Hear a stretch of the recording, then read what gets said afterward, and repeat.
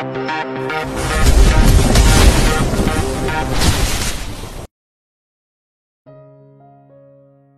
94. Hasrat sang mertua. Kalau kalian tidak mau mengurus adik kalian yang selalu menyusahkan orang, lebih baik belikan rumah saja, walaupun tak besar. Pinta dia tinggal sendirian di sana, kalian juga bisa bergantian untuk memberi makan. Baju-bajunya bisa kalian cucikan secara bergantian. Kalau males, tinggal laundry saja. Bukankah kalian menikah dengan pria kaya juga? Tanya Ayunda. La menyungging, ia memainkan kuku-kuku lentiknya. Kami sudah melakukan hal bermacam cara, tapi tetap saja Henry menolak you. Tolonglah kami Ayunda, kamu adalah mantan istrinya. Rujuk kembali, apa susahnya sih, kamu juga belum menikah lagi, kata Ambar. Biar anakmu ada bapaknya, ingat Ayunda. Anakmu masih kecil, perlu kasih sayang dari seorang ayah. Iya, apalagi kami tengah hamil besar. Kamu juga wanita pasti tahu bagaimana perasaanmu saat hamil, dibentak suami, keluh Nelly. Belum lagi, mertuaku selalu memarahiku karena Henry. Ia selalu bikin ulah dan berkata kasar kepada suamiku. Sayangnya aku gak punya perasaan kasihan kepada kalian, malah aku senang melihat kalian menderita. Yah, anggap aja karma untuk kalian. Apa kalian lupa bagaimana dulu mencampakkan aku? Seringai tajam Ayunda. Tenang saja, anakku tidak kekurangan kasih seorang ayah. Dia selalu disayangi oleh seseorang yang seperti ayahnya sendiri. Tidak usah membahas masa lalu Ayunda. Lupakanlah semua itu, kita buka lembaran baru. Kalau kamu rujuk dengan Henry, kami senang. Kita akan memperlakukan kamu dengan baik, sebagai adik ipar kami. Sahut Ambar. Maafkan kami, yang sudah memperlakukan kamu yang tidak baik waktu dulu. Oke, kita membuka lembaran baru lagi. Maaf, aku tidak bisa rujuk dengan Henry. Aku membuka lembaran baru tapi tidak dengan rujuk kembali dengan seorang mantan suami, tegas Ayunda. Di luar sana masih banyak pria-pria yang lainnya, memiliki kelebihan. Sedangkan Henry, apa dia memiliki kelebihan? Yang ada menyusahkan hidupku, kalian damai. Oh, tidak bisa sayang. Ambar, hanya mendengus kesal. Begitu juga Nelly, ia menatap tajam ke arah Ayunda. Hatinya begitu panas, mendengar penolakan Ayunda. Cek, mau tidak mau. Besok aku akan mengantar Henry ke sini. Terserah mau kamu apakan, aku hanya bilang kalau kamu mau rujuk dengannya. Aku sudah sangat pusing memikirkan dia, tingkah lakunya membuat aku sakit kepala hampir pecah. Decak Nelly. Yah, terserah kalian. Tapi jangan harap dia bisa masuk ke dalam rumah ini, walaupun selangkah kaki. Aku juga tak peduli mau hujan panas kek, lagian dia bukan siapa-siapa aku. Ayunda dan Biijah hanya cekikikan tertawa. Beginikah sifatmu Ayunda, tidak memiliki hati nurani sedikitpun. Dia itu mantan suamimu, seharusnya kamu juga ikut bertanggung jawab, teriak Ambar, ia mengatur pernafasannya. Tidak perlu berteriak-teriak, aku malah takutnya ada apa-apa dengan janinmu itu. Ini sudah malam, pergilah, jangan sampai aku menyeret paksa keluar. Bentak Ayunda. Tidak, kami tidak akan pergi. Sebelum kamu menerima permintaan kami, apa susahnya, ha? Rujuk kepada Henry, lagi. Bentak Nelly, tak mau kalah. Aku seret Ambar, bibi seret Nelly. Ucap Ayunda, dengan senyuman kecil di sudut bibirnya. Ayunda, perlahan mendekati Ambar. Ia juga mencekram lengannya dengan kuat. Auhu. Lepaskan aku Ayunda, aku sedang hamil. Kamu tidak boleh bermain kasar denganku. Teriak Ambar. Lepas, begitu kasarkah kami terhadap wanita hamil sepertiku? Wanita tidak tahu diri. Ayunda mulai mencekram kuat lengan Ambar.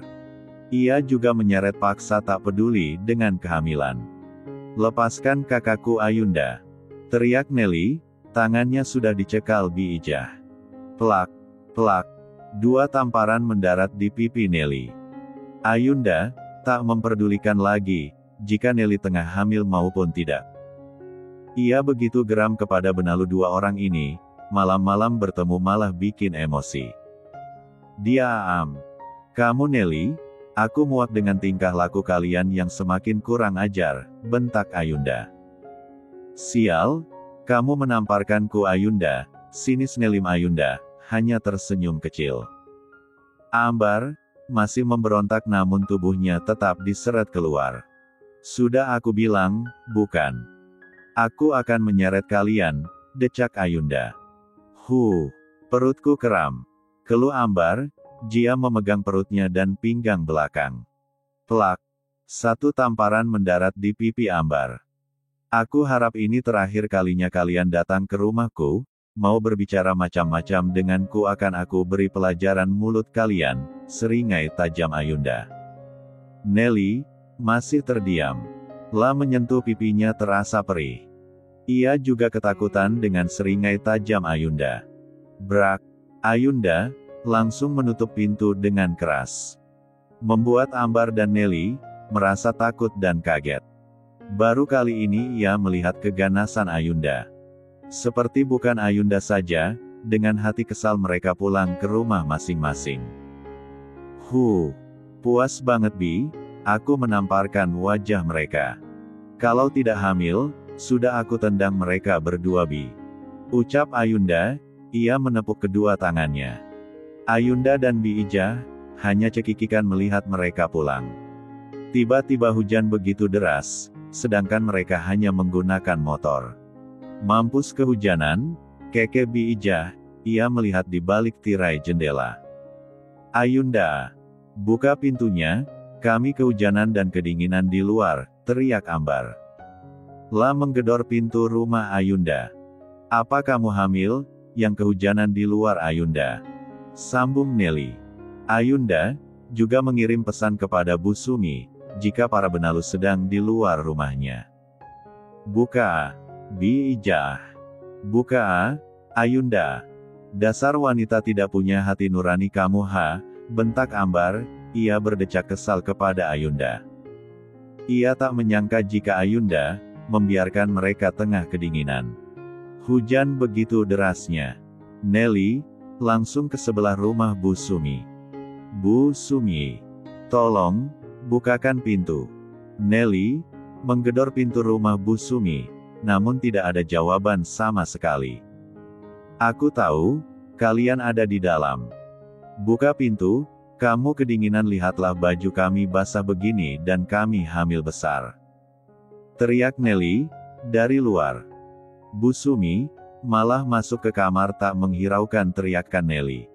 Karena derasnya hujan, membuat suara mereka tak kedengaran.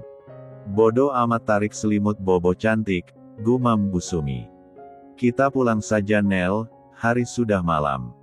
Sedangkan mereka tak mau membukakan pintu untuk kita, aku yakin mereka sedang bersekongkol untuk mengerjai kita berdua, ucap Ambar kepada Nelly. "Maksud Kak Ambar kita menempuh hujan deras ini? Bahaya Kak, kita hamil besar. Takutnya kenapa-kenapa di perjalanan, mana gak bawa ponsel lagi." Nelly mondar-mandir di teras rumah Ayunda. Ia menggigil kedinginan. "Gak, kita harus pulang sekarang. Gak bakalan terjadi apa-apa, daripada kita kedinginan di sini sudah malam juga," ucap Ambar. Ia menghidupkan motor metik miliknya. "Iya, tapi pelan-pelan Kak. Aku gak mau kenapa-kenapa, apalagi dengan kandunganku." Nelly langsung naik ke belakang Ambar. Ambar dan Nelly menempuh perjalanan untuk pulang.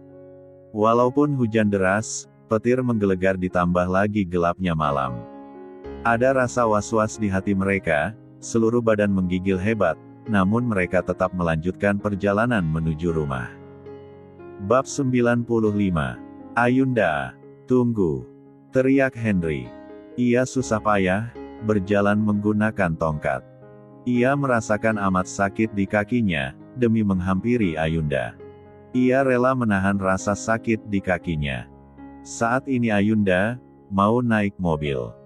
Karena sudah dijemput oleh J. J sudah datang dari luar negeri. Ia langsung menjemput Ayunda dan Al di rumah lamanya. "Mas, ngapain kamu ke sini?" bentak Ayunda.